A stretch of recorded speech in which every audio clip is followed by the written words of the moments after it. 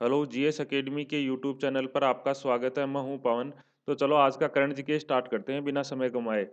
पहला है हमारा वो है समर्पण दिवस।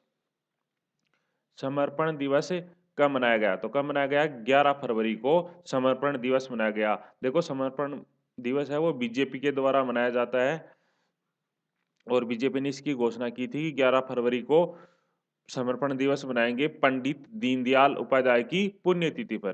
तो ये समर्पण दिवस किसकी पुण्यतिथि पर मनाया जाता है? पंडित दीनदयाल उपाध्याय की पुण्यतिथि पर मनाया जाता है। नेक्स्ट, उड़ीसा राज्य सरकार ने किस राज्य के साथ सीमा विवाद को लेकर सुप्रीम कोर्ट जाने का फैसला किया है? तो किसने किया है? आंध्र प्रदेश ने। देखो उड़ीसा सरकार और आंध्र प्रदेश सरकार के बीच एक सीमा विवाद चल रहा है, उनको लेकर उड़ीसा सरकार ने सुप्रीम कोर्ट जाने का फैसला लिया है। देखो ये विवाद किन जिलों के चल रहा है? तो ये जिला है कोरापुट जिला। तो कोरापुट जिला के 3 गांव हैं, उनको लेकर विवाद हो रहा है उड़ीसा और आंध्र प्रदेश में। तो उड़ीसा का मुख्यमंत्री कौन है? नवीन पटनायक। कौन है उड़ीसा का मुख्यमंत्री? नवीन पटनायक। और राज्यपाल कौन है? गणेशी लाल। कौन है? गणेशी लाल। आंध्र प्रदेश का मुख्यमंत्री कौन है? Y S Jaganmohan Reddy. कौन है आंध्र प्रदेश का मुख्यमंत्री? Y S Jaganmohan Reddy. राज्यपाल कौन है आंध्र प्रदेश का? विश्वभूषण हरिचंदन। कौन है राज्यपाल? विश्वभूषण हरिचंदन।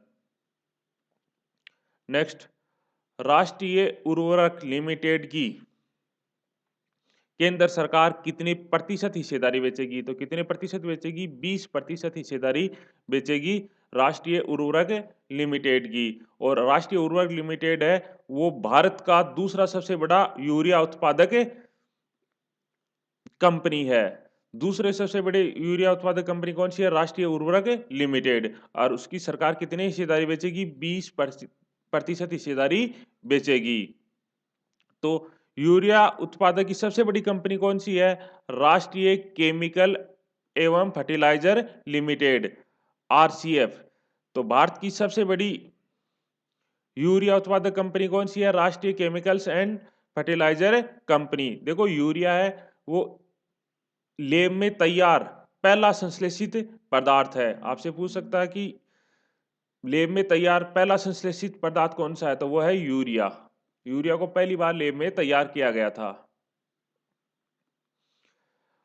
और विश्व में देखो सबसे ज्यादा यूरिया उत्पादक देश कौन सा है सबसे बड़ा? तो वो है चीन। और उसके बाद में भारत। तो भारत का कौन सा स्थान है यूरिया उत्पादन में? दूसरा। पहला स्थान किसका है? चीन का है।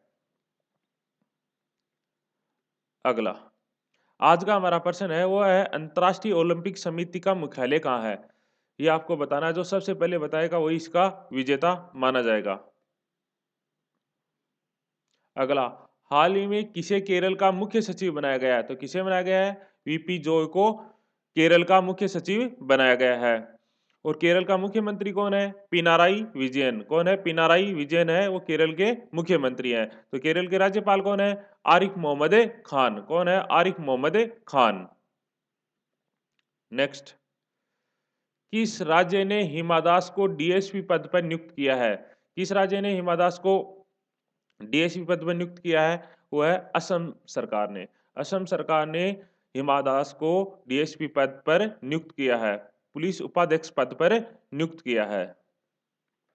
तो देखो हिमा दास का सर्वश्रेष्ठ प्रदर्शन, आजकल एग्जाम में उनका समय भी पूछ रहे हैं इसलिए मैंने ये लिखा है। तो हिमा दास का सर्वश्रेष्ठ प्रदर्शन है, देखो 100 मीटर दौड़ में है 11.74 सेकंड और 200 मीटर में है 23.10 सेकेंड। 400 मीटर दौड़ में उनका सर्वश्रेष्ठ प्रदर्शन है वो है 50.79 सेकेंड। तो असम के मुख्यमंत्री कौन है? सर्बानंद सोनोवाल। कौन है असम के मुख्यमंत्री? सर्बानंद सोनोवाल। और राज्यपाल कौन है? जगदीश मुखी। कौन है? जगदीश मुखी। नेक्स्ट, कौन सी राज्य सरकार ओलंपिक खेलों में क्वालिफाई करने वाले खिलाड़ियों को तैयारी करने के लिए 5 लाख रुपए की वित्तीय सहायता देगी? तो 5 लाख की जो वित्तीय सहायता है वो कौन सी राज्य सरकार देगी? हरियाणा सरकार। हरियाणा सरकार, जो हरियाणा के खिलाड़ी हैं वो अगर ओलंपिक के लिए क्वालिफाई हो जाते हैं तो उनको आगे की तैयारी के लिए, ओलंपिक की तैयारी के लिए हरियाणा सरकार 5 लाख की वित्तीय सहायता देगी ताकि वो अपनी अच्छे से तैयारी कर सकें। तो भारतीय ओलंपिक संघ के वर्तमान में अध्यक्ष कौन है? वो है नरेंद्र बत्रा। कौन है? नरेंद्र बत्रा। और आईओसी यानी अंतर्राष्ट्रीय ओलंपिक समिति के वर्तमान अध्यक्ष कौन है? थॉमस बाच। कौन है? थॉमस बाच। तो भारतीय ओलंपिक समिति के अध्यक्ष हैं नरेंद्र बत्रा और अंतर्राष्ट्रीय ओलंपिक समिति के अध्यक्ष हैं थॉमस बाच। एक क्वेश्चन और पूछा जाता है ओलंपिक से संबंधित, इनमें 5 छल्ले होते हैं, उनको किनको दर्शाते हैं? तो ये 5 महाद्वीपों को दर्शाते हैं 5 छल्ले। अगला देखो इसी से संबंधित है, तो हरियाणा की बात करें तो हम हरियाणा के मुख्यमंत्री की बात करें तो हरियाणा का मुख्यमंत्री कौन है? मनोहर लाल। कौन है? मनोहर लाल। और वहां का राज्यपाल कौन है? सत्यदेव नारायण आर्य। कौन है? सत्यदेव नारायण आर्य। उदयनो उत्सव संबंधित है। अगला प्रश्न है हमारा उदयनो उत्सव संबंधित है, तो किससे संबंधित है?